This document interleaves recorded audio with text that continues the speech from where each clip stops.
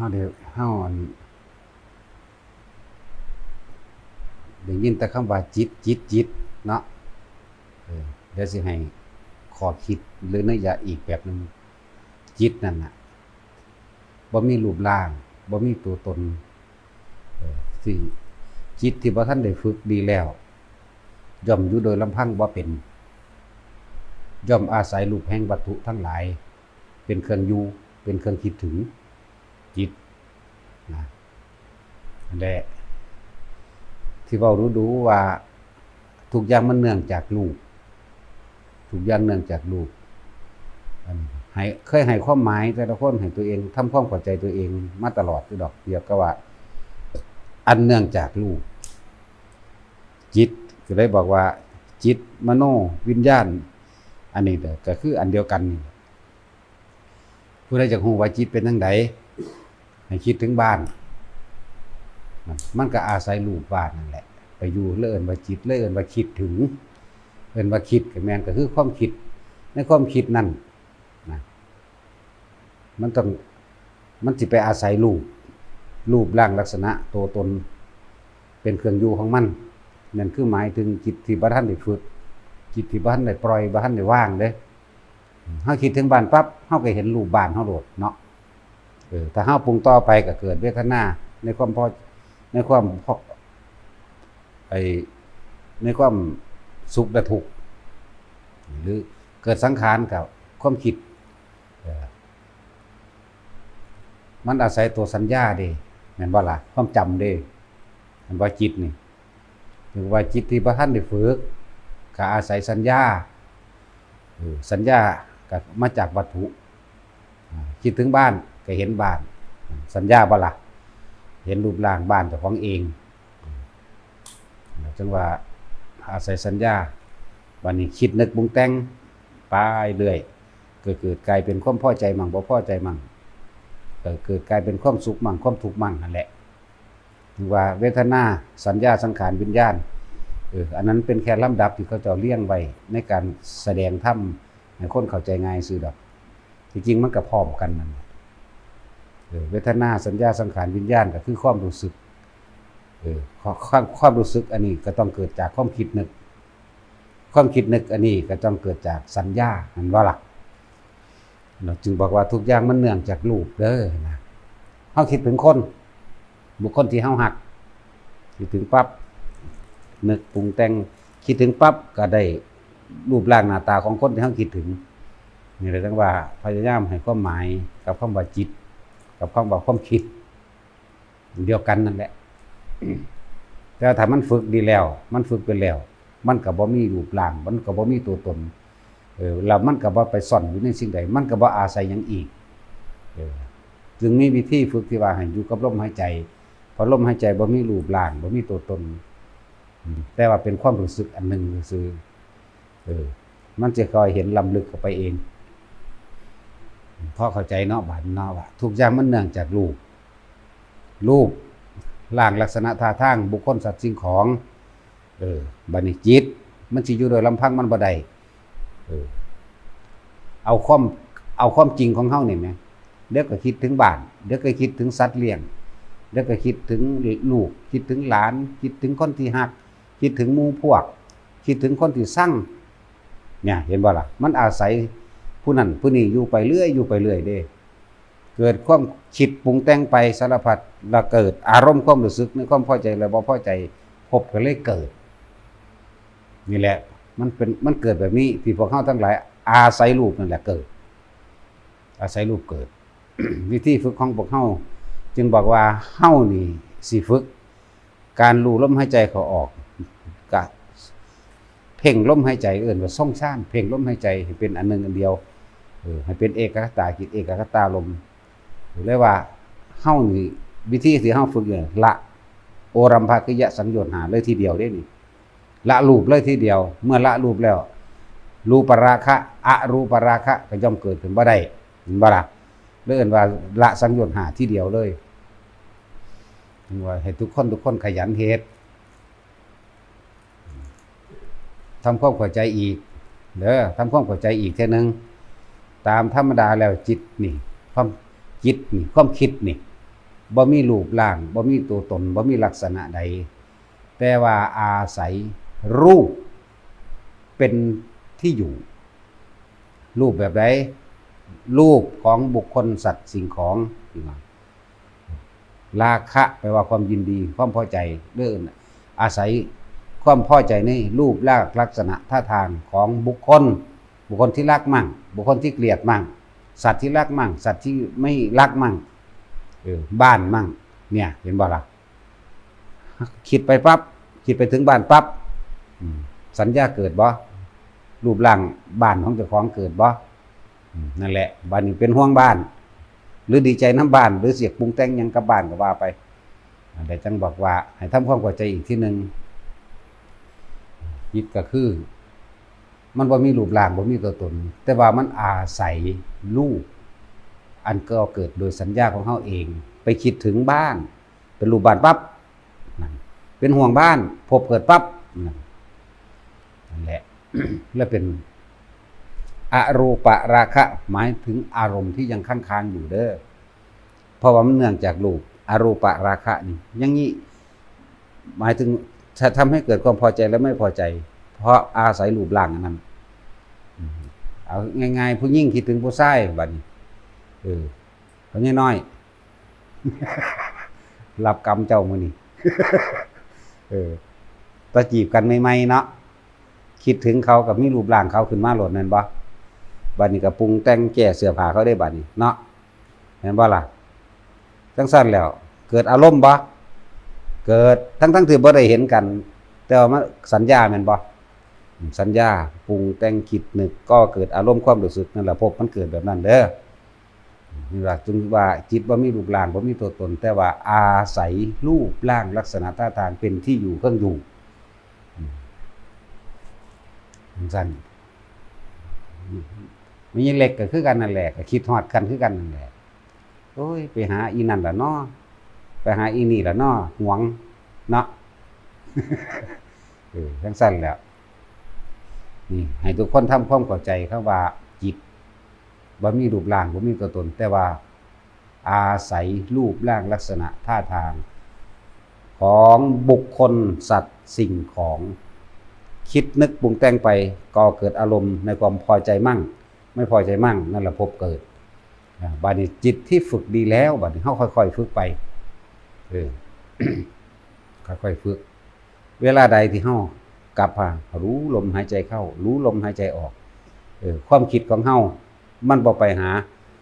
รูปร่างลักษณะตัวตนของบุคคลสัตว์สิ่งของที่พอใจและไม่พอใจบ่มีมันบ่เกิดนี่แหละมันสิเกาะอยู่กับลมมันเลยกลายเป็นอารมณ์เป็นหนึ่งเป็นอุเบกขาเข้าใจว่าล่ะ เป็นอุเบกขาตัวนี้มันยังเป็นความรู้สึกอยู่แต่ว่ามันบ่ได้อาศัยสิ่งอื่นนอกจากตนทำความเข้าใจเด้อบ่ได้อาศัยสิ่งอื่นในบุคคลสัตว์สิ่งของนะมันอาศัยร่วมในตนเองเรียกว่ามันเป็นอุเบกขาได้เมื่อความคิดบ่มีที่เกาะอย่างอื่นอันเป็นรูปร่างลักษณะท่าทางบุคคลสัตว์สิ่งของมันเกาะในลมของเจ้าของเองมันเลยเกิดอาการอิ่มปีติเลยเกิดที่พยายามฝึกให้ทุกคนจับจุดอุณาโลมเด้อเอาอันเดียวนั่นแหละมันบ่มีหม่องเกาะของจับดอกบ่ได้เอิ้นว่าเป็นอุเบกขาบ่ได้แผ่ซ่านออกมาทางความรู้สึกเป็นอาการปีติอย่างต่ำที่เพิ่นเขียนไว้มันมี5อย่างที่เฮาสัมผัสมามันมีเป็น10อย่างแต่ว่าเฮาสิตัดออกเพื่อความบ่ลังเลบ่สงสัยบ่กังวลบ่อย่างอื่นก็เลยเอาเฉพาะปีติเดียวเท่านั้นเอาเฉพาะนิ่มๆนวลๆอยู่กลางหน้าผากแล้วเอิ้นใช้ศัพท์เฉพาะว่าอุณาโลมแปลว่าหน้าผากมีความรู้สึกนิ่มๆนวลๆอยู่กลางหน้าผากนี่แหละจังว่าให้ทุกคนทำความเข้าใจซะทุกอย่างเกิดจากจิตแม่นบ่ล่ะบาดนี้จิตนี่ก็ต้องอาศัยสัญญารูปร่างลักษณะท่าทางของบุคคลสัตว์สิ่งของที่พอใจและไม่พอใจที่บุคคลที่เฮาบ่พอใจคนที่เคยสร้างกันเฮาว่าเฮาบ่เอาแต่ว่าถ้าคิดถึงได้เฮาโมโหยามนั้นแหมนั่นล่ะเอาเข้าใจบ่ล่ะ เฮ้ยกูสิย้ายบ้านนี้ไปไกลๆมันนั่นแหละเอาเด้อเอาหม่องใดเอาหม่องความคิดไปถึงเขาแล้วก็เกิดอารมณ์รังเกียจอยากเครียดแค้นอยากตีอยากฆ่าอยากทำลายมันนั่นแหละเอาจากเวลาซึ่งบอกว่าให้ทุกคนฝึกจิตกลับเข้ามาอยู่กับลมหายใจเจ้าของเองให้เอาอันเดียวเอาปีติเดียวยาวหลายอันอื่นๆเดี๋ยวมันก็คอยแทรกซ้อนขึ้นมาดอกบัดนี้ตามธรรมดาความคิดมันไวเนาะมันไวเนาะมันเคยชินคิดถึงผู้นั้นผู้นี้บุคคลสัตว์สิ่งของเรื่องราวต่างๆคิดไปเกิดอารมณ์พอใจมั่งบ่พอใจมั่งบัดนี้เฮามาจับอุณาโลมเอาปีติเดียวบัดนี้ปีติตัวอื่นก็แทรกซ้อนขึ้นมาได้ในการที่น่วงอยู่นี่บางทีมันก็หนึบหนาบทั้งหัวเด้เป็นคือเอามือซ้าวไปน้ำกลางหัวนี่ก็เป็นหรือว่าตึงๆไปตามหน้าผากก็เป็นขนลุกขึ้นระหว่างข้างก็เป็นสิบอกให้ตามถ้ามันสิไวความคิดเท่านี้ปุ๊บมันหยังว่าคือเป็นแนวนี้เห็นว่าล่ะนี่มันไปหาหม่องเกาะแล้วเข้าใจว่านี่มันไปหาหม่องเกาะอันเป็นสองความคิดได้บัดเป็นสองแล้วจึงบอกว่าแต่ละคนเด้อว่าอย่าสนใจอันอื่นที่แทรกเข้ามาเอาอันเดียวลมหายใจนี่กับจุดอุณาโลมก็พอเอาแค่นี้บางทีมันก็ขนลุกทั่วโตเด้วืดขึ้นทั่วโตเลยกะบ่ต้องไปหาคำตอบจะไปหาคำตอบมันจะไปหาเหตุผลกับมันที่เพิ่นว่าทรงคิดนอกหรือว่าจะไปแทรกแซงสิ่งที่เกิดขึ้นจะไปแทรกแซงสิ่งที่เกิดขึ้นอย่าไปอยากรู้อิหยังกับมันแต่ว่าให้รู้อยู่ซื่อๆนี่เป็นแค่คำว่ารู้เฉยๆรู้ว่าขนลุกอย่าว่าเลื่อนว่ารู้อยู่ซื่อๆตอนที่มันเป็นจริงๆผู้ฝึกดีแล้วสิบ่คิดดอกบ่คิดหยังกูสิอยู่กับลมอย่างเดียวกูจะเอาตัวเดียวนี่เป็นจังซี่ดังที่มันเป็นเนื้อกระตุกก็บ่ต้องไปคิดกระตุกก็กระตุกไปกระตุกน้ำแข้งน้ำขาก็มีกระตุกตามหลังกระตุกตามแขนก็มีบางที่มันสะบัดมันสอดมันดีดปึ้งออกเลยเด้ดีดปึ้งออกก็ช่างเฮาก็เอามาว่างไว้คือเก่าโดยบ่ต้องคิดมันเฮ็ดได้น่ะบ่ว่าสิยืนบ่ว่าสิเดินบ่ว่าสินั่งบ่ว่าสินอนก็เป็นเฮาก็นอนจังซี่บางทีก็นอนเรียบมาเอาแขนนี่ว่างเรียบมาตามสะโพกบาดมันสิดีดมันก็ดีดมาทางหน้ามันก็ดีดไปทางหลังมันก็ดีดเด้นั่นแหละมันสิหลอกมันสิพยายามสิเฮ็ดให้เฮาออกจากความตั้งมั่นคำว่าตั้งมั่นในความสงบคือมันบ่คิดหยังนี่มันตั้งมั่นมันซื่อเลยอยู่ซื่อๆเด้นั่นคือเอิ้นว่าจิตที่ฝึกดีแล้วโดยอาศัยลมนี่แหละ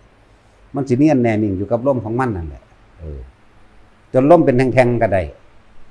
ลมเป็นแท่งๆเข้าออกยืดเข้ายืดออกเป็นข้นๆขาวๆหังว่ามันข้นทวนไปเด้ เป็นออก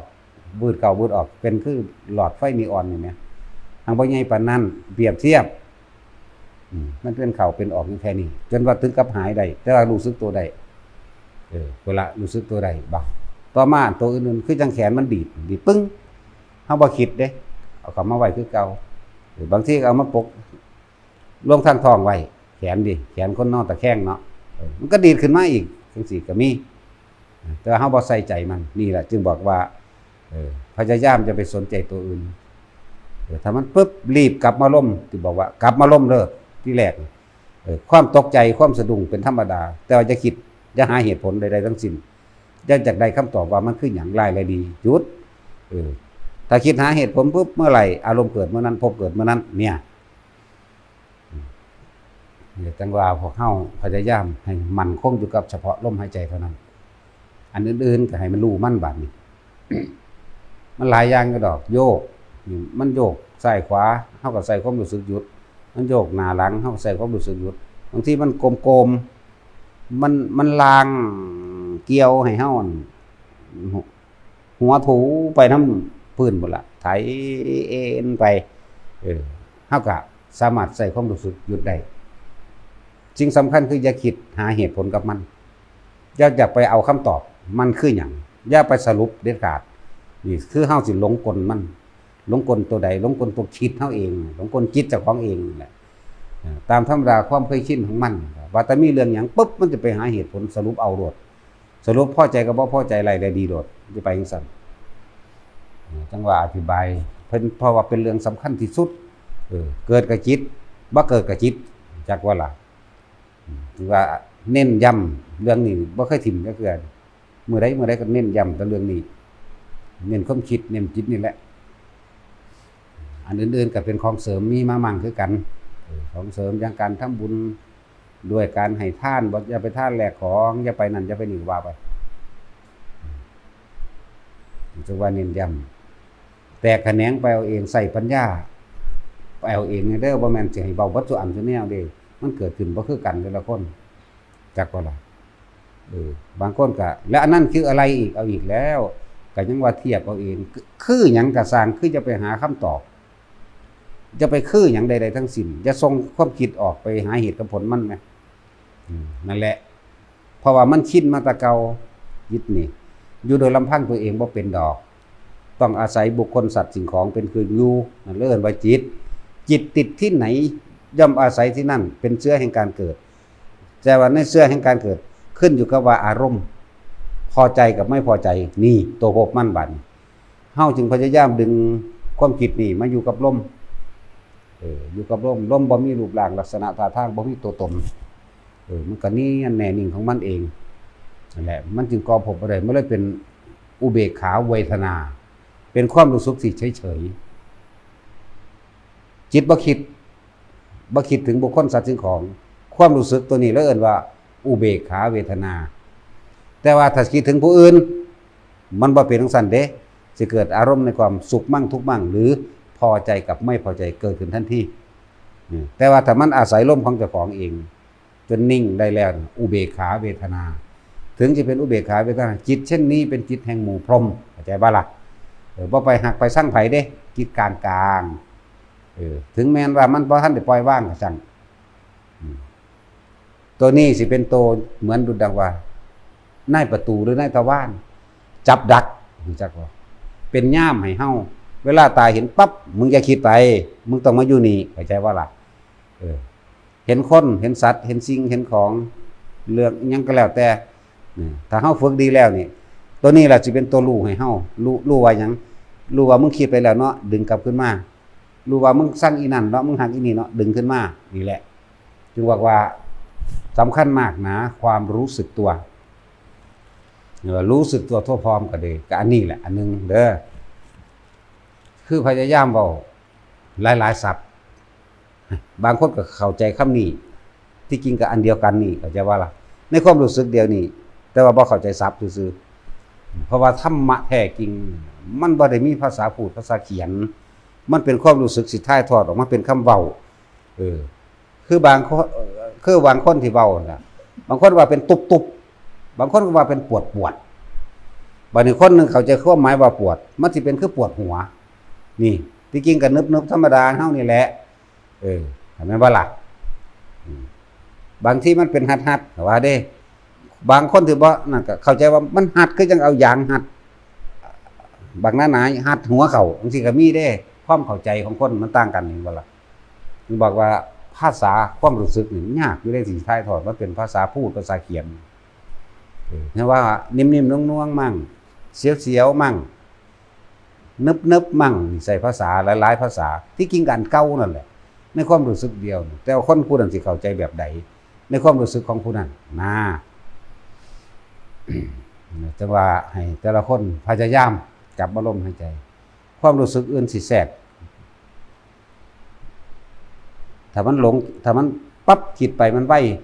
อย่าเพิ่งไปนึกอีหยังต่ออีกอย่าไปหาผลสรุปอีหยังกับมันรีบกลับมาล้มอย่างเดียวเรียกว่าฐานคือลมเรื่องกรรมฐานฐานที่ตั้งให้การกระทำคือลมหายใจเฮาอาศัยลมหายใจเข้าออกหนึ่งลมหายใจเข้าออกแล้วก็ลมหายใจเข้าออกนี่เป็นกายในกายอันหนึ่งเมื่ออยู่กับลมหายใจในเข้าออกได้แล้วก็จะเกิดความรู้สึกขึ้นก็เลยเอิ้นว่าเวทนาในเวทนาก็เอาอุเบกขาเวทนานี่จักบ่ล่ะจิตในจิตมันคุมหมู่อยู่แล้วล่ะอันเรื่องจิตนั่นน่ะ ความคิดนี่นะสติกำกับจิตก็ว่าเอาจิตจับจิตก็ว่ามันคุมโมอยู่แล้วจริงๆน่ะจิตใจนี่เป็นไงก็โมอยู่แล้วจิตแล้วก็กายแล้วก็เวทนาก็ได้แล้วก็สภาพทั้งหลายที่เกิดขึ้นกระทบกระทั่งเขาเอิ้นธรรมใช่ว่าล่ะเนี่ยกายเวทนาจิตธรรมจริงๆจิตเวทนากายธรรมก็ได้จิตกายธรรมเวทนาก็ได้มันเป็นอันหนึ่งอันเดียวกันใช่ว่าล่ะขึ้นอยู่กับว่าเฮาสิว่างหรือบ่ว่างนะคำว่าว่างเนี่ยมันว่างเอาเองโดยไม่ได้คิดเด้แต่ว่าทุกคนฝึกไปจึงย้ำเตือนตลอดทุกมือเลยอันเบาเรื่องว่าเกิดนั่นคือกระสร้างพวกเจ้ากลับมาล่มเด้อกลับมาอยู่ฐานใหญ่ของมันอย่าออกไปหาเหตุผลใดๆทั้งสิ้นอย่าไปสรุปหาคำตอบของมันดอกถ้าพวกเจ้ามีคำถามพวกเจ้าก็ต้องหาคำตอบถ้ามีความตอบพวกเจ้าก็ต้องมีคำถามแล้วเขาสิหาคำตอบและคำถามไปเฮ็ดหยังก็ยังว่าให้อยู่ว่างๆให้อยู่ซื่อๆให้อยู่เฉยๆโดยอาศัยลมได้คำตอบแล้วก็ไปหาคำถามใหม่เห็นบ่สั่นทวนเด้อเวลาเฮาคิดถึงบุคคลผู้ใดผู้หนึ่ง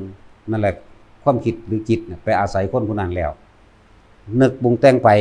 เกิดอารมณ์ความพอใจบ่พอใจนั่นแหละพบเกิดเข้าใจบ่บาดนี่เอาง่ายๆถ้ามันคิดถึงปั๊บบ่ทันได้ถ้ามันพูดปั๊บโดยสัญญาของมันเข้าใจบ่ดึงกลับมาหาลมปั๊บนี่บ่ทันเกิดเด้อเพราะว่าความบ่ปรุงบ่แต่งพบก็เกิดบ่ได้คิดนึกอยากให้เป็นจังซั่นอยากให้เป็นจังซี่นั่นแหละกลับมาลมปั๊บเนี่ยมันบ่ต่อมันบ่คิดต่อเลยพบเกิดบ่ได้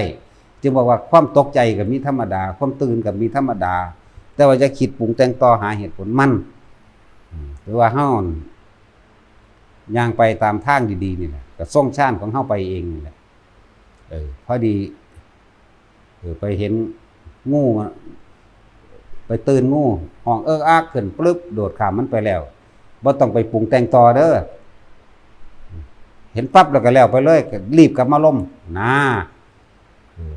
เข้าใจบ่แม่เล็กจักไผเล็กจักแม่น้อยอย่าเพิ่นน่ะซ้ำกันซ้ำองค์ใหญ่คือกันนั่นแหละเพื่อเฮาตื่นเดี๋ยวเฮาย่างในบ้านเฮาบ่ได้ซุมย่างไปดีไปตื่นแมวห้องขึ้นปึ๊บหยุดอย่าคิดปรุงแต่งต่อเข้าใจบ่นี่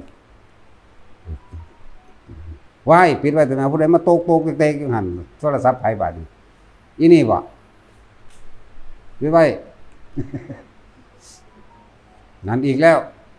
ของไผบาดนี้อีเปิ้มนี่บ่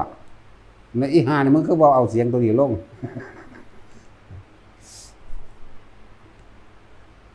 พยายามอย่าปรุงแต่งต่อเด้อ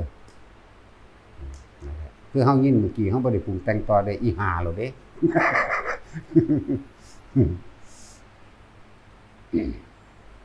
ทำความเข้าใจดีๆครับตัวเองเด้อคือเอาประสบการณ์เจ้าของเองคิดเอาเองเด้อนี่เป็นแนวทางให้ซื่อๆเด้เคยตื่นงูบ่ขึ้นมาปกติเนี่ยงูยังก็แล่นหาขอนแม่นบ่แล่นหาขอนตีมันขามันแม่นบ่นั่นแหละพวกเจ้ากำลังเกิดพวกเจ้ามีอารมณ์บ่พอใจกับมันศูนย์ในมันว่าล่ะจังซั่นล่ะนั่นแหละเกิดได้นั่นบัดนี้เฮาตื่นเต้นโด่งไปไกลๆแล้วปึ๊บหนีรถแล้วก็อย่าคิดปรุงแต่งต่อว่างูมันสิไปไสมาไสมันหึงหูอยู่ว่างูกลับมาลมทันทีปั๊บรถเด้อจังว่าบอกทุกอย่างมันเนื่องจากรูป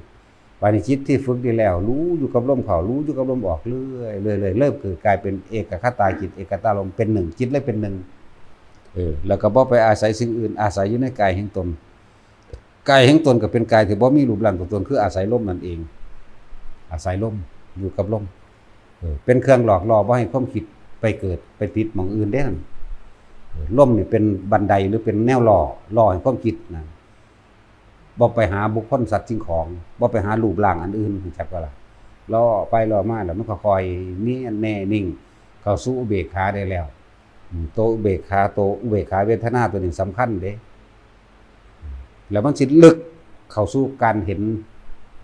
เหตุการณ์เห็นสภาวะต่างๆเกิดขึ้นหรือปรากฏการณ์อย่างต่างๆเกิดขึ้นเฮาก็สิเห็นว่า สิเอาจังใดดีแล้วมันจังสิเข้าใจง่ายถ้าเฮาเป็นคนที่จับจุดอุณาโลมได้อยู่ตลอดพูดหมากัดกันงงงิ้งนี่เอิ้นว่าสภาวะหรือปรากฏการณ์ที่มันเกิดขึ้นความรู้สึกของเฮาก็อยู่ในตัวเฮาคือเก่าลมกับอุณาโลมก็อยู่คือเก่าก็เห็นอยู่หมามันกัดกันเฮาบ่ไปคิดน้ำมันแหมนี่ปรากฏการณ์นึงพอเข้าใจว่าละบาดนี้เห็นคนย่างมากก็ฮู้อยู่ว่าผู้หญิงผู้เฒ่าผู้เด็กน้อยผู้หนุ่มมันฮู้จักอยู่ดอกแต่ว่ามันบ่คิดนี่แหมเฮาอยู่กับลมกับอุณาโลมอย่างเดียวนี่แหละมันสิคอยชินเขาชินกับการบ่คิดบ่นึกมันก็รู้มันก็เห็นเป็นธรรมดาแต่ว่าบ่คิดบ่นึกเมื่อบ่คิดบ่นึกอีหยังแล้วอารมณ์ความรู้สึกเกิดบ่ได้พบมันก็ดับไปเรื่อยเด้บัดต่อมามันเข้าสู่ความจิตเบาความกายเบาความอิ่มความเอิบตัวนี้สิเป็นซึ่งเหลืองเป็นเจ้าโลอยู่เป็นลักษณะคือคนยังโอ้แปลบ่ได้ดอกภาษานี่มันเป็นคือคนบ่มีหัวใจนี่แหม เป็นคนไร้อารมณ์เข้าใจบ่เป็นคนสร้างกระตายก็บ่แม่นอันนั้นมันมีอารมณ์อยู่แต่ว่านี่มันไร้อารมณ์เด้แต่เป็นความอิ่มเอิบอันนึงแต่ว่าไร้อารมณ์มันสิลึกล้ำกว่านี้อีกลึกล้ำกว่าตัวเฉยๆแบบอุเบกขาแบบนี้อีกอันนี้มันลึกเข้าไปเพราะว่ามันสิเป็นปัญญาแล้วจักบ่มันสิรู้เท่าทันเครื่องปรุงเครื่องแต่งมันสิรู้สังขารนอกสังขารในมันรู้แล้วเรียกว่าวัตถุสังขารทั้งหลายเป็นเครื่องปรุงแต่งนะสังขารในคือใจของเฮาเด้ใจว่าล่ะคือความคิดของเฮาเองมันสิรู้มานี่เด้บัดนี้นี่แหละตัวที่ว่าว่างหรือบ่ว่างก็ดีนะคือเฮาเห็นตามธรรมดาแล้วสัตว์ทั้งหลายก็แค่เกิดมาตายจังซี่นะนี่อีกว่าโดยรูปวัตถุมันก็ปรุงแต่งแบบนั้นโดยสุดท้ายก็คือเดินทางเข้าสู่ความตายบัดนี้โดยภายในคือความคิดของเฮาเองแล้วเฮาก็สิค่อยๆเห็นความคิดอันนึงพุทธไปเรื่อยโดยที่เฮาฝึกมาแล้วมันก็สิบ่สนใจความคิดจักบ่ล่ะเลิ่นว่ามันเป็นสัญญาขันธ์สังขารขันธ์เด้บัดนี้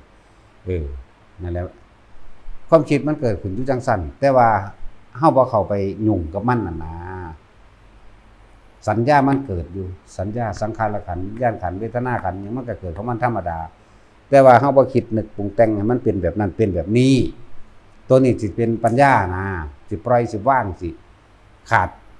จากความยึดมั่นถือมั่นในอัตตาตัวตนขาดแบบใดมันว่างรูปได้แล้วเนาะมันก็ว่างเวทนาสัญญาสังขารวิญญาณได้คือกันเนี่ยเลื่อนว่ารูปกับนามก็ว่ากายกับใจก็ว่ามันสิอยู่กลางๆของมันฝึกไปเรื่อยบัดนี้ความคิดเกิดปั๊บก็บ่ได้สนเด้ตัวอื่นก็เกิดใหม่ตัวอื่นก็เกิดใหม่เกิดคำว่าตัวอื่นเกิดใหม่นี่ก็ของเก่าเบิดนั่นแหละสัญญาณเก่านั่นแหละอันที่บ่ทันได้เกิดคืออนาคตเกิดบ่ได้ดอกล้วนแล้วแต่เป็นอดีตล้วนแล้วแต่เป็นสัญญาเท่านั้นเด้วันนี้เฮาบ่คิดนึกปรุงแต่งต่อเฮาอาศัยความรู้สึกในกายจึงบอกว่าฝึกให้มันอยู่ในตัวเองให้มันมีความรู้สึกอยู่ในตัวเองเข้าใจบ่เนาะว่านี่เนาะความรู้สึกในตัวเองบ่แม่นร้อนบ่แม่นรู้ร้อนหนาวบ่รู้เรื่องแบบนั้นเด้ก็เอาอาการปิตินี่แหละมาเป็นเครื่องว่าเวลาเฮากินข้าวเฮาคิดถึงผู้นั้นผู้นี้อันนี้คิดออกเนาะแล้วโอ้ยกูสั่งมึงแห้งเด้นั่นคือความรู้สึกอยู่กับเขาเข้าใจบ่นี่บัดนี้คิดฮอดหลานโอ้ยจักสิอยู่ได้เนาะความรู้สึกเป็นห่วงเขาแม่นบ่นี่แหละบัดนี้เฮาเอาความรู้สึกอยู่กับเฮาเองมันเป็นความรู้สึกอันเป็นอุเบกขาแม่โดยวิธีการว่าให้มีความรู้สึกตัวอันนึงซะมาเป็นจุดเด่นๆเอาไว้หรือเอาอาการปิติมาไว้กลางหน้าผากมั่งมันสิขึ้นหัวก็ขึ้นไปมันสิหัดหน้าผากก็หัดไปมันบ่หัดแห้งๆแน่นๆดอกเพราะถ้าตึงๆนึงดอกหน้าช้าๆตึงๆนึงดอกนะก็เลยว่านี่เอาความรู้สึกมาไว้กับตัวเองแบบนี้ความรู้สึกนี่เป็นความรู้สึกอุเบกขาเด้อบ่แม่นความรู้สึกอันแบบพอใจกับบ่พอใจความรู้สึกอันนี้คือมันบ่ไปเกิดกับผู้อื่นดอกมันบ่มีเจ้ากรรมนายเวรหยังกันนั่นนะ โอ้ยจักสิวางได้เว้ยอธิบายยากคือหยังนี่มันเคยเป็นจักคนหรอบ่แต่ละคนอยู่นี่นิดหน่อยเคยเป็นแล้วบ่อธิบายให้เขาฟังแน่เด้อมันเป็นจังไดให้มันก็เลยบอกทุกคนว่าเกิดหยังขึ้นก็สร้างพวกเจ้าพยายามอยู่กับลมหายใจทุกสิ่งทุกอย่างล้วนแล้วถ้าเป็นสัญญาทั้งเบิดนั่นแหละเลยบอกว่าเฮ็ดจังได๋สิดับสัญญาใดถ้าดับสัญญาใดก็คือบ่คิดบ่นึกเวทนาคือความพอใจแล้วบ่พอใจบ่เกิดพบก็เกิดบ่ได้มันก็นิโรธมันก็ดับเลยบ่นั่นแหละสัญญาเวทิจะนิโรธบ่แม่นการไปนั่งเข้าฌานเด้บ่แม่นการไปเข้าสู่สมาบัติเด้หมู่พระอนาคามีและพระอรหันต์ทั้งหลายเขาเจ้าก็เข้าฌานธรรมดานี่แหละเรื่องเอิ้นว่าสัญญาเวทิจิตะนิโรธสมาบัติบ่แม่นเรื่องลึกลับอีหยังดอกเด้อบ่ยากเลยว่าถ้าผู้ใดบรรลุอันนั้นแล้วก็เข้าฌานธรรมดานี่แหละบางทีเขาเจ้าปวดเขาเจ้าป่วยเขาเจ้าก็เข้าระงับกายสังขารตัวนี้ออกมาแล้วมันก็เศร้าจังซี่นะเข้าฌานธรรมดานี่แหละลึกลับอีหยังดอกก็สร้างสรรค์หรือพวกโลกิยฌานกับโลกุตตรฌานก็เข้าอันเดียวกันเด้อเพียงแต่ว่าผู้หนึ่งละกิเลสแล้วผู้หนึ่งบ่ทันละซื่อๆเข้าฌาน4สมาบัติ8กันเดียวกันผู้ใดแล้วแต่ผู้นี้คั่นผู้เป็นโลกิยะแล้วนี่มันบ่เสื่อมเพราะว่ามันบ่มีกิเลสเข้ามาแทรกได้บ่มีแล้วบ่มีอยากได้หยังแล้วพวกนี้มันเสื่อมได้ถ้าโมโหถ้ามีกิเลสคือมีนิวรณ์บ่พานิวรณ์ไปได้อุปกิเลส16ก็นิวรณ์ทั้งเบิดเพราะว่านิวรณ์กับกามฉันทะเป็นที่หนึ่งอยู่แล้วเห็นบ่ล่ะความยินดีพอใจนะในอารมณ์เจ้าของเองเนี่ยถ้าผ่านตัวนี้แต่พวกอันโลกิยะฌานว่าแต่มีคนมาว่าให้เฉียดศูนย์ใส่เขาโลดแล้วก็อยากเข้ากับเข้าบ่ได้อีกมันธรรมดาเด้แต่พวกนี้สิเอายามใดก็ได้เด้พวกนี้เขาบ่อยากหยังหรอกนะปุ๊บจังสิสบายไปหยังดอกอธิบายฮอดพระอรหันต์มันนี่แม่แล้วเบิ่งแต่ละคนตกสุเตเสอยู่จักสิเอาซำใดดีบางคนก็มาฝึกว่าสิไปอยากรวยซื่อๆเนาะเห็นว่าประกอบอาชีพการงานแล้วมันรวยซื่อซั่นเนาะมาเอาซ้ำนี้นึงเฮาแต่เว้าแต่เอานิพพานเนาะยังก็เลยแต่ละคนถ้าอยู่กับจุดนี้เอากรรมฐานอันเดียวนี้มีสิทธิ์เบิดทุกคนเด้บัดนี้แม่นพวกเจ้าสิอยากรวยอยู่ก็ช่างเถอะแม่นพวกเจ้าสิอยู่ในครอบครัวก็ช่างเถอะมันมีสิทธิ์พลิกไปได้นะแล้วให้กำลังใจแต่ละคนเด้อทุกอย่างมีทางออกธรรมของพระพุทธเจ้ามีทางออกเบิดพวกเจ้าสิอยู่ในอาชีพใดก็ช่างขอให้พวกเจ้าฝึกไปเถอะมื้อละเล็กมื้อละน้อยไปเรื่อยอย่าเพิ่งเอาตัวอย่างใหญ่ตัวอย่างก้อนนี้ใหญ่มาขวางมันคนที่มีอาชีพค้าไก่ค้างัวค้าควายหาอยู่หากินหาปูหาปลาหรือคนที่มีอาชีพขายโตโสเภณีหยังก็ช่างมันต้องมีเวลาเฮ็ดแหละจักก็ล่ะ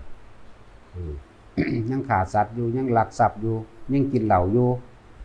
ยังเมาเป็นบางอย่างอยู่ก็ช่างเถอะเวลาใดที่มันคิดได้แต่พวกเจ้ากลับมาสู่ลมหายใจแล้วเอาอาการปิตินิ่มๆนวลๆในกลางหน้าผากมาเป็นเครื่องยืนยันว่าเป็นผู้ทรงฌานบ่ห่างจากฌานในขณะนั้นเฮาก็มีศีลแล้วบริสุทธิ์บริบูรณ์พร้อมในขณะนั้นมรรคมีองค์8ก็เต็มอยู่ในนั่นแหละเต็มอยู่ในลมหายใจเข้าลมหายใจออกแล้วเอาอาการปิติมาเป็นเครื่องยืนยันเจ้าของเองเด้อศีลสมาธิเหลืออยู่ในหันแล้วถึงบ่ทันได้เข้าสู่ปัญญาโดยลึกๆมันก็เป็นปัญญาอ่อนๆอยู่แล้วจักว่าล่ะนั่นแหละบอกว่าทุกอย่างมีทางออกบ่ได้เข้มข้นปานนั้นนี่คือหาเพราะว่าเฮาบ่ทันได้กล้าหาญบ่ทันได้เด็ดเดียวพ่อที่สิถิ่มครอบครัวได้จะยังห่วงลูกห่วงหลานยังห่วงสิห่วงหนี้ห่วงสินอยู่ห่วงหนี้ห่วงสินห่วงลูกห่วงหลานยังอยากรวยอยู่ว่าง่ายๆนึงก็เด้เป็นจังซั่นเรียกว่ามื้อนึงเฮ็ดจักชั่วโมงเอาชั่วโมงละ 2-3 วินาทีก็พอเพราะว่ามันบ่แม่นว่ามันนั่งหลับตาอยู่เบิดมื้อเบิดเว้นแบบนั้นย่างไปอยู่ดีๆแต่ตอนย่างมันเฮ็ดบ่ทันเป็น ยืนซึ่งลึงขึ้นเหลือบตาเบิ่งไปจมูกหายใจเข้ามีความรู้สึกนิ่มๆนั่นขึ้นปุ๊บไปโลดวันชั่วโมงต่อมาก็เฮ็ดอีกสำนั้นแหละ2 วินาที2 วินาที3 วินาทีเฮ็ดชั่วโมงละ2 วิ3 วิไปเรื่อยบาดนี้ฮะบาดเฮามานอนบาดนี้มันต้องมีคนต้องนอนไหมนั่นว่าล่ะมันต้องมีเวลาเลิกงานแม่คนแล้วก็จังมาเฮ็ดเอาเต็มที่เอาเวลานอนเวลาบ่ได้ห่วงหยังแล้วบังคับแน่ฝืนแน่ล่ะเว้ยนั่นว่าล่ะก็จังสั่นตัวมาให้กำลังใจพวกเจ้าบ่มีทางออกเด้ถ้าพวกเจ้าบ่เฮ็ดแนวนี้เห็นบ่พวกเจ้าสิไปหาลางคนก็มีอาชีพหาปลาในทะเลก็ช่างหาปลามาขายตามบ้านตามเมืองธรรมดานี่ก็ช่างบางคนก็มีอาชีพขายไก่ขางัวขาควายกินเหล้าเมายามั่งเป็นบางโอกาสก็ช่างมันแต่พวกนี้ก็เฮ็ดได้เป็นบางโอกาสด้วยกันนะมันสามารถพลิกได้เด้อ เฮ็ดไปเรื่อยเฮ็ดไปเลยเมื่อมันเป็นเต็มกำลังของมันเป็นดอกแม่นบ่เต็มกำลังก็ช่างเมื่อเวลาเกิดอุบัติเหตุฉุกเฉินเฮาบ่อาจสามารถสิไปคิดนึกถึงให้ผู้ใดมาซอยได้ว่ารถความรถทับพ่ออยู่เนี่ยโอ้ยตายแล้วบ่มีผู้ใดเห็นกูกลับมาลมหายใจเลยจักว่าล่ะอย่าไปคิดถึงอย่างอื่นรถส้นกันเปี้ยงพุ่นฟงไปบักไกลมันต้องมีสติระลึกได้แม้ถ้าคนฝึกจักว่าล่ะคิดหาบางใดบ่ออกแล้วเข้าลมหายใจโลดถ้าบ่ได้ตายในลมหายใจได้มันไปเลยเด่นจักว่าล่ะไปเป็นพรหมนี่ยังต่ำก็ดีทรงชาญไปเลย ยิ่งประเภทได้ฟังธรรมอยู่จังสี่เนืองๆได้ฮอดอรหันต์พุ่นธรรมดาบ่ธรรมดาเด้อฝึกไปนำนิดๆหน่อยๆฟังธรรมไปพร้อมการได้ฟังธรรมของพระพุทธเจ้าและก็สาวกพุทธเจ้าอันแสดงถึงอนิจจังทุกขังอนัตตาอยู่ตลอดอยู่เนืองๆล้วนแล้วแต่เป็นเหตุเป็นปัจจัยให้เข้าสู่อรหันตผลหรือนิพพานได้เลยเด้จักว่าล่ะเฮาฟังเองถ้าเฮาบ่ถึงเฮาใคร่ครวญของเฮาเองก็ได้จักบ่ใคร่ครวญนึกถึงชีวิตจริงในประสบการณ์จริงของชีวิตเจ้าของเองเพิ่นเทศน์มาแม่นเบิดเนาะกูก็เป็นแบบนั้นเบิดเกิดความสลดใจเกิดความเบื่อหน่ายเกิดความบ่อยากเกิดจักบ่ล่ะมันก็เป็นจังซั่นโอ้ยมันหลายอย่างก็ดอกอานิสงส์อันหมู่นี้1เฮาฟังธรรมเองเข้าใจว่าล่ะเมื่อ2เฮามาฝึกจับอยู่ในลมของเฮาเองได้ฟังธรรมเองบานนี้จับอยู่ในลมเองก็ได้บางคนก็จดจำคำสอนพุทธเจ้าได้เห็นบ่เกิดอุบัติเหตุพุ่นรถไปชนเสาไฟฟ้าพะงาบอยู่บ่ต้องไปคิดถึงไผอยู่ในลมหายใจเลยอยู่กับลมหายใจพร้อมใครควรทำไปพร้อมอันนี้มีสิทธิ์นิพพานเลยจักบ่ล่ะบ่ธรรมดาเด้มันเกิดความเบื่อหน่ายภิกษุบางองค์เสือคาบในปากเสือหมดเด้จักบ่ล่ะภิกษุ30องค์พากันไปขึ้นภูเขาเสือมาร้อยเอาผู้สุดท้ายนี่ติเสือใหญ่คาบปึ๊บห้องให้ผู้นั้นซอยห้องให้ผู้นี้ซอยเด้ซอยผมแน่ซอยผมแน่เด้ภิกษุทั้งหลายเหล่านั้นท่านต้องตั้งสติเถิดจงพิจารณาความรู้สึกของท่านเองเถิดบ่มีผู้ใดซอยท่านได้แน่นอนเมื่อท่านมาเกิดท่านก็มาเกิดเองเมื่อตายก็พวกท่านก็ต้องตายเองอยู่แล้วเพิ่นเกิดความสลดสังเวชคิดพิจารณาในอนิจจังในอนัตตาพิจารณาความเวทนานั่นแหละความรู้สึกเจ็บปวดพิจารณาไปเท่าใดก็ได้อรหันต์ในปากเสือนั่นทั้งสั้นแล้วเปรียบเทียบให้ฟังนี่เป็นนิทานนี่เป็นธรรมบทจังสั้น พระโคติกะชาญเสื่อมจักว่าพระโคติกะนี่เพิ่นเป็นคนมักเข้าชาญมั่งทรงชาญมั่งเข้ามั่งทรงมั่ง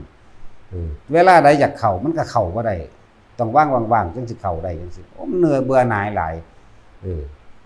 สุดท้ายมานั่นน่ะฝนมีดโกนดีๆปาดคอเจ้าของเองจังว่าปาดคอเจ้าของเองแล้วพระเจ้าทรงชาญเข้าไว้แล้วพิจารณาธรรมในอนิจจังทุกขังอนัตตาจักว่าปาดคอจะขาดตัวตายได้นั่นเพิ่นก็พิจารณาในความเป็นของบ่เที่ยงแท้บ่แน่นอนแบบนั้นไล่ไปผู้ใดเข้าไปยึดในอนิจจังในความบ่เที่ยงแท้แน่นอนของชีวิตก็บ่เที่ยงแท้แน่นอนของความคิดความบ่เที่ยงแท้แน่นอนอนิจจังอนัตตามันก็เกิดดับอยู่พอเท่านั้นมันเป็นของความฝันเนาะนั่นสุดท้ายแล้ว กูเว้ากับมึงอีกแล้วกูเว้ายิ่งสักอย่างอีกแล้วพอดีกับใจขาดเป็นอรหันต์เลยนี่เห็นว่าล่ะไอ้จังซั่นล่ะพระโคติกะฆ่าตัวตายแต่เป็นอรหันต์เด้พวกพญามารทั้งหลายนี่นำตรวจเบิ่งดูจิตวิญญาณของโคติกะสิตกนรกบังใดนำคนหาเบิดทุกนรกก็บ่มีนำไปสวรรค์ก็บ่มีนำไปบังใดก็บ่มีเพราะนำไปนิพพานบ่ได้เด้เพราะว่ามันต้องเป็นคนที่บ่มีตัณหาอุปาทานแล้วเข้าไปนิพพานแต่ว่าผู้นำนี่นายพญามารนี่นำหานี่มันเข้าไปนิพพานไปบ่ได้ใช่ว่าล่ะมันเลยหาบ่พอเฮ็ดจังได๋ก็บ่พอพาโน่นก็ถามไงกึบฝุ่นมันไงบอกว่าพระเจ้าข้านี่พญามารหาพระโคติกะได้ไปจุติอยู่ทางใดหมายถึงว่าไปเกิดเมืองใดบอกว่าโคติกะสิไปเกิดเมืองใดอีกโคติกะพอสิ้นอาสวะแล้วนั่นอรหันต์เห็นบ่ล่ะสั่นตัว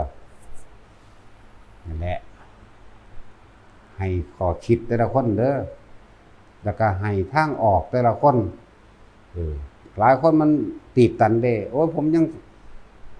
ขาเป็ดขาไก่อยู่ยังกินเหล้าอยู่ทำปฏิบัติทำอะไรดอกมันสิกังวลเรื่องศีลว่าล่ะบ่ต้องกังวลเวลาใดที่เฮาอยู่กับลมหายใจเขาออกได้นั่นแหละศีลบริสุทธิ์เลยศีล5บริสุทธิ์เลยล่ะอันนั้นจักบ่ล่ะแม้จะชั่วขณะ1 2วินาทีก็บริสุทธิ์2วิ3วินาทีก็บริสุทธิ์3วินั่นแหละที่นี่ในอานิสงส์ตัวนี้เกี่ยวกับการทำมาหากินของคน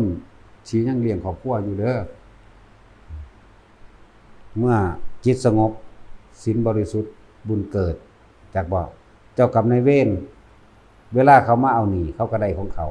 คือบุญมันเกิดโลกทิพย์นี่เอาบุญเอาความสงบตัวนี้เด้บุญตัวนี้เด้เอาแสงสว่างทั้งที่มันออกแผ่ออกมาจากระหว่างกลางตัวเฮาเองนี่แหละเขามาปุ๊บได้บุญแล้วอโหสิกรรมให้บัดนี้ญาติของเฮาผู้เป็นพ่อเป็นแม่มันบ่ได้แม่นแต่พ่อแม่ชาตินี้ชาติเดียวผู้เดียวเด้อ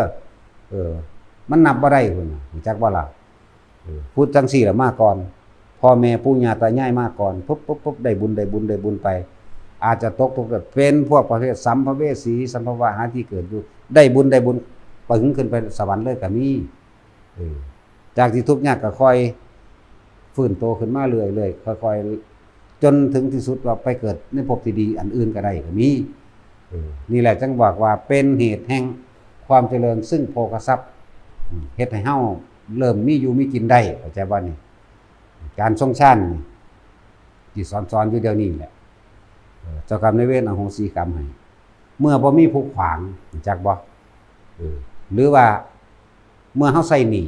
เฮามีหนี้100คนขวาง100จังซี่บัดนี้หนี้เฮาเก็บสะสมทุนตัวนี้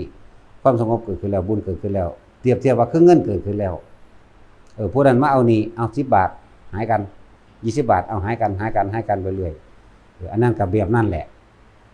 บัดนี้ผู้เป็นพ่อเป็นแม่ในหลายภพชาติได้บุญไปเรื่อยก็เลยเกิดกลายว่าย้อนมาซอยเฮาเองสถานที่นั้นก็เป็นสถานที่อันเป็นทิพย์เป็นมงคลละสถานที่ที่เฮาอยู่บ่ได้เกี่ยวกับว่าอยู่ในวัดเด้อยู่งานก็เป็นอยู่ที่ทำงานก็เป็นร้านขายของก็เป็นนั่งขายก๋วยเตี๋ยวอยู่ก็เป็นนั่นแหละต้องบอกว่าคนผู้นี้เป็นคนมีบุญบาดนี้เขาก็ไปหาสกิดสมว่าคนขายของเด้อเขาก็ไปสกิดญาติของเขาเองมาซื้อนำเฮาคนผู้นี้สิมีเวลาปฏิบัติธรรมบุญมันเกิดสิได้บุญนำมันดูเข้าใจว่าล่ะทั้งสั้นแหละนี่แหละจึงบอกว่ามันเป็นเหตุแห่งความเจริญซึ่งนำมาซึ่งโภคทรัพย์โภคะเครื่องใช้ไม่สอยจากว่าล่ะเรื่องสั้นถึงว่าเฮ็ดไปเถอะไผก็ดีเอาชั่วโมงละ2 วินาทีเฮ็ดบ่ได้บ่เนาะอธิบายแบบแจ้งจังปางป่านนี่แบบแปลนคักได้อันอธิบายแต่ละมือถ้าเขาบ่เข้าใจก็ไปฆ่าตัวตายซะลงนรกซะก่อนเนาะไปตายซะถ้าบ่เข้าใจเพราะว่าจะอยู่เพราะมันสิเพิ่มบาปขึ้นหลายโพดหน้าที่นึงมันเท่าใด400 ล้านภพนี่ธรรมดาบ่หมุนอยู่จังซี่จักบ่ล่ะคิดส่วนมากคิดทั้งเลวเบิดนั่นล่ะมันทั้งต่ำแหละส่วนมากมันบ่ล่ะไปตายซะก่อนไปใส่เวรกรรมหนักๆกังเกิดขึ้นมาใหม่ยังมาหาเอาใหม่ มันสิพ่อว่าเราแบบนี้เนาะยากคือเด้อเฮาเว้าบ่ได้วาดวันคันข้ามกับไผเด้นี่เว้าเปียงเปียงเปียงเปียงออกไปเลยนี่เว้าตามเห็นตามเป็นที่ตามหูมาเด้ที่เว้าที่แสดงมาแบบนี้ก็เลยนั่นแหละ พอตามประสบการณ์มาเลยก็ว่าให้ฟังแล้วก็ทดสอบพิสูจน์เอาตัวไปก็ดี 3-4 เดือนเขาก็เปลี่ยนแปลงเองดอกอาชีพการงานแต่ละคนนั่นการเงินก็เพิ่มขึ้นเองดอก3 เดือนนี่เป็น3 เดือนคือการสั่งสมหรือการใส่หนี้จักบ่สั่งสมทั้งญาติทั้งเฮาก็ได้บุญพระเทวดาก็ได้บุญใส่หนี้กับพวกเจ้ากรรมนายเวรทั้งหลายบ่ว่าสิเป็นสัตว์เล็กสัตว์น้อยที่เฮาฆ่าเขาด้วยความสนุกสนานนี่โอ้ยหลายอย่างว่ะนั่นแหละใส่หนี้ก็ใส่แต่มันต้องคอยเป็นเดือนที่4ก็เห็นผลสำหรับผู้ปฏิบัติบ่ให้เฮ็ดหลายได้แล้วนี่โอ้ยซะมันอยากให้คนได้ดีคักเนาะ เอาชั่วโมงละ2 วินาทีมั้ยเอาหน่อยๆนึงเด้แล้วก็บ่แม่นมานั่งหลับตาอยู่นี่แล้วก็มานั่งแบบใดนึกถึงลมหายใจยามใดก็จังนึบๆขึ้นกลางคิ้วกลางหน้าผากแม่นล่ะส่ำนั้นแหละ2 วินาทีนึงชั่วโมงละบาดสินอนก็เฮ็ดเอาตัวเนาะจังซั่นตัวบาปกรรมเฮ็ดมามากมายมหาศาลใส่จังได๋มันก็บ่เบิดเด้แต่เฮาบ่ฟ้าวเฮ็ดเอาอยู่เดียวนี้จักบ่ล่ะเบิดบ่เป็นดอกเกิดมาเท่าใดอสงไขยแล้วเท่าใดล้านอสงไขยแล้วเด้อแบบเป็นจังซั่นซ้ำมีโอกาสได้ยินได้ฟังคำสอนแบบนี้ในพุทธศาสนานี่เปรียบคือไปเข็มจิ้มท้องฟ้านึงเด้บ่แม่นของว่าพวกเจ้าสิมีโอกาสได้พอง่ายๆเด้เฮ็ดเอาในตัวเองกับพิสูจน์ในตัวเองรู้ในตัวเองตัวเนาะมีผู้ใดกล้าเว้าแบบนี้เด้สั้นแล้วอธิบายละเอียดคักก็ได้เรื่องจิตนี่เป็นเรื่องที่ละเอียดมากๆของความคิดมันต่อเนื่องกันคือหยังนี่เห็นบ่ล่ะนั่นแหละ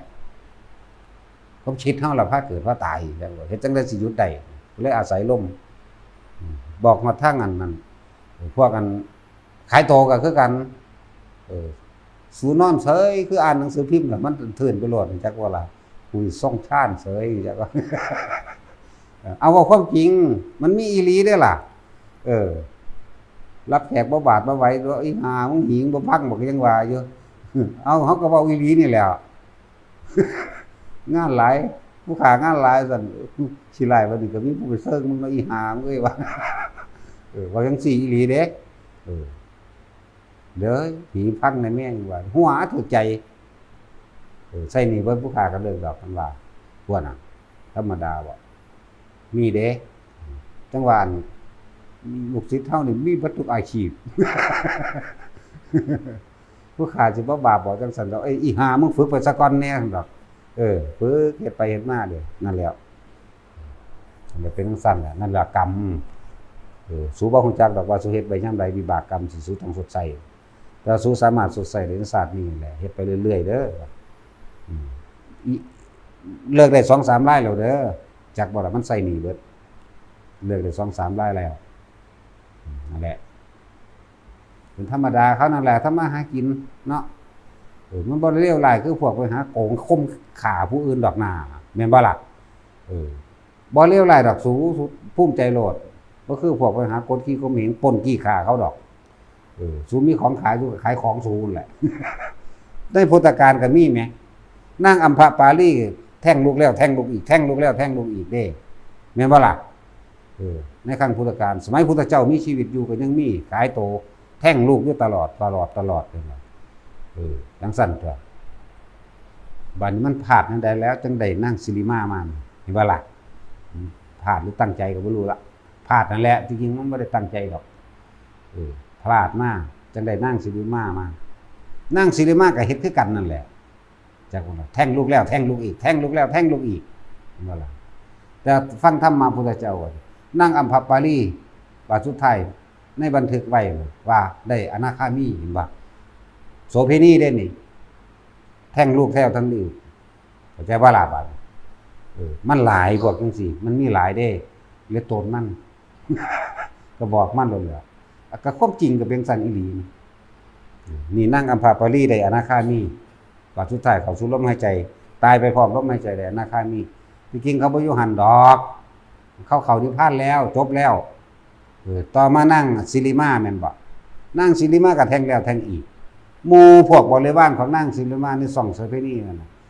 บ่แม่นว่าเขาบ่ได้บรรลุเขาก็บรรลุบักหลายเด้อเขาก็ต้องเลิกอาชีพนั้นเข้าใจบ่ล่ะเราก็ป่วยพอดีเราบรรลุโสดาบันแล้วได้7 มื้อแล้วก็ตายซ้ำนั่นเราก็เลิกได้บัดนี้บ่เฮ็ดเด้บ่มีผิดศีลได้บัดนี้นั่นแหละบัดนี้สิเป็นซั่นที่รู้ผิดก็สร้างแมงนะปัจจัยกูสิขาดกูก็เข้าด้วยลมหายใจแล้วก็เฮ็ดมันก็ไปของมันตัวเข้าใจว่าล่ะเว้าขนาดนี้แหละนายโจรฆาตฆ่าคนบักหลาย 35,000 ตัวบัดสิตายจังได๋จังว่าไปอนาคามีพระพุทธเจ้าจังว่าภาษาลีบุตรเลยเธอควรสิตั้งเขาไว้สู่อรหันตผลพุ่นน่ะโอ้มันเป็นตะศูนย์คือยังไงได้นั่นเนาะแต่ถ้าเป็นญาติผู้ถูกโจรผู้นี้ฆ่าแม่เนาะเอาเปรียบแท้บ่ได้มารับกรรมจักหน่อยเลยแม่ได้จังซั่นสันตติอมาตย์ฆ่าหลายกว่าเก่าอีกเบิ่งดูนี่เว้านะองคุลิมานบ่ได้เสี่ยวสันตติอมาตย์องคุลิมานก็บ่ได้เสี่ยวนายจุลฆาตฆ่าคนก็คักเด้นั่นน่ะนายจุลฆาตฆ่าคน 35,000 นี่บันทึกที่จริงมันหลายกว่านั้นนะองคุลิมานฆ่าคน999บ่แม่นมันหลายกว่านั้นพันกว่าคนแน่แล้วมาจุลฆาตอีก 35,000 สันตติอมาตย์หลายกว่านั้นอีกเป็นแสน 400,000 กว่าพุ่นธรรมดาว่าได้อรหันต์เฉย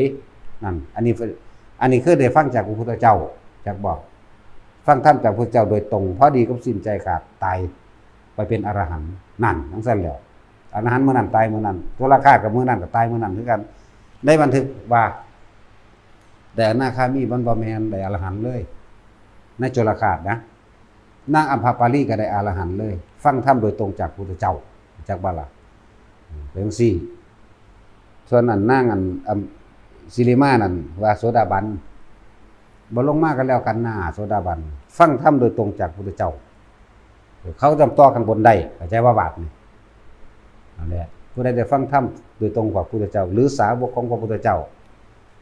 ซึ่งแสดงอนิจจังทุกขังอนัตตาแสดงอริยสัจสี่ทุกข์สมุทัยนิโรธมรรคพิจารณาเอาเองก็ได้นั่นแหละว่าเว้าแจ้งชัดเจนคักปานนี้การอธิบายเรื่องความคิดเรื่องจิตนี่มันบ่แม่นอธิบายได้ง่ายๆเด้อจังว่าอยากให้ทุกคนแสดงไปแล้วนี่ฟังหลวงพ่อไปแล้วนี่ไปคิดตามความเป็นจริงจากประสบการณ์และชีวิตจริงของเจ้าของโอ้มันแม่นของเพิ่นหรือบ่แม่นของเพิ่นก็ไปคิดเอาจิตบ่มีรูปร่างตัวตนแต่เฮาคิดถึงบ้านมันจึงไปพออยู่บ้านโอ้จิตเป็นจังซี่จิตก็คือสัญญาก็คือเวทนาก็คือสังขารก็คือวิญญาณเนาะก็ว่าไปที่แม่นบ่ล่ะมันก็อาศัยสัญญาเก่าอาศัยรูปแม่นบ่ล่ะกูคนมีบ้านอยู่แล้วคิดถึงบ้านเห็นบ้านเดี๋ยวนี้นั่นแหละจิตเป็นจังซั่นไปอาศัยบ้านนั่นแหละเป็นหม่องเกิดเป็นเชื้อแห่งการเกิดเป็นจังซั่นตอนนี้คนผู้ใดมีลูกมีหลานคิดถึงลูกรูปภาพร่างหน้าตามันก็เกิดพึบๆขึ้นมาตอนพวกเกี่ยวปรุงแต่งต่อในความหักมัน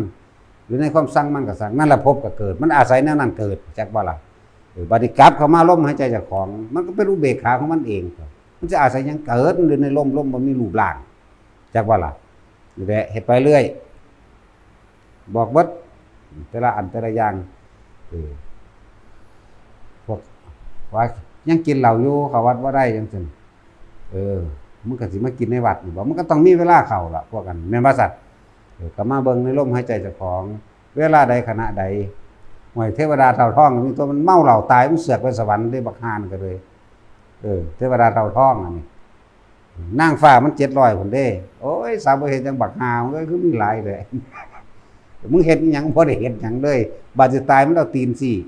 บอกทางภิกษุ30องค์นั่นครับภิกษุ30องค์ถามว่าทางวัดไปทางใดเพิ่นถามในใจในตามันเข้าใจบ่ภาพจำสัญญานั่นน่ะมันจำได้พระพุทธเจ้านั่งคอมออยู่ทางในหั่นน่ะมันเอาตีนสิไปทั้งพุ่นล่ะมันเมาเหล้าพอดีกับใจขาดตายนั่นเห็นว่ามันเป็นพุทธานุสติปุ๊บไปสวรรค์สันดาวดึงเสยโอ้ยบักหามสาวบ่เฮ็ดหยังจักอย่างเวลาเป็นการเป็นงานไปหาตู้กินเท่านั้นผู้นี้ด่าขาดเบิดส่งมันนั่นคือคนซุมื้อนี้ละแต่บัดสิตายมันเสือกไปสวรรค์เสยนะมันซั่นแล้ว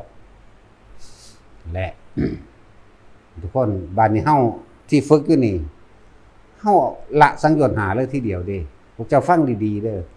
หมายเอาบ่กลับมาเกิดในโลกนี้อีกอนาคานี่แปลว่าผู้บ่กลับมาเด้แปลว่าไม่มีเชื้อให้การเกิดอีกแล้วมีจุดมุ่งหมายเดียวคือพระนิพพานเท่านั้นจึงเรียกว่าอนาคามีเป็นผู้ไม่กลับมาเกิดในโลกนี้อีกแล้วนะจักว่าล่ะบ่แม่นอาคามีอาคาเนี่ยมันสิขึ้นมาจักว่าแต่อะนาเนี่ยมันจังไปเลยกลับมาเกิดจึงบอกว่าที่สอนอยู่ซุมื้อนี่ละโอรัมภคยะสังโยชน์5อารมณ์ที่ยังข้องเกี่ยวอยู่จักว่าโอรัมภคยะในรูปราคะและอรูปราคะจึงเรียกว่าโอรัมภคยะสังโยชน์ทั้ง5เป็นเครื่องเหนี่ยวรั้งสัตว์ทั้งหลายให้เวียนว่ายตายเกิดแต่ว่าบัดนี้เฮาสิละมันจักว่าด้วยอานาปานสตินี่ละสังโยชน์5เลยทีเดียวยังต่ำกับอนาคามีนี่ขนาดบอกยังต่ำเด้นี่มันอรหันตมรรคคนใดพระอนาคาเรียกว่าล่ะมันจะเหลือแต่ว่างในพานนิดหน่อยมันก็ไปกันตัวยากจังว่าเนาะเอาสมาทานจังลองได้อีก